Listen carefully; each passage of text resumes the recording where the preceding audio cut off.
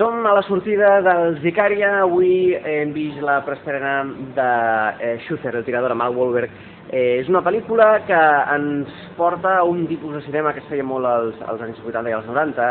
El protagonista però té una sensibilitat més propera a la dels 90, principis del segle XX. Podríem dir que és una pel·lícula on tenim una primera fase de El Fugitivo, típica pel·lícula de persecució d'un home que no ha comès el crim del qual se l'acusa, amb tocs d'altres pel·lícules més modernes com poden ser L'enemigo público número 1, però també és una pel·lícula on es barreja molt fortament el sentit de justicier. Hi trobem apunts de Rambo fins i tot, o de les pel·lícules de justiciers de Van Damme, Steven Seagal i companyia, amb una també mirada intensa cap a pel·lícules i personatges de còmic com El Castigador.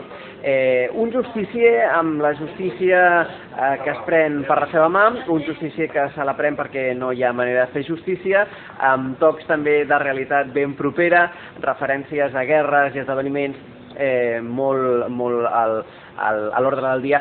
I és una pel·lícula, el Shooter, aquest tirador, que a diferència d'altres pel·lícules que hem pogut veure darrerament ens ha satisfet. Podríem dir que és una pel·lícula una miqueta massa llarga, perquè són diverses pel·lícules en una sola, però que de totes maneres treu força suc a tots els personatges i fa el que intenta fer molt efectivament. Una pel·lícula d'acció, una pel·lícula de denúncia també, en certa forma, i que s'ajusta molt bé als esquemes del gènere.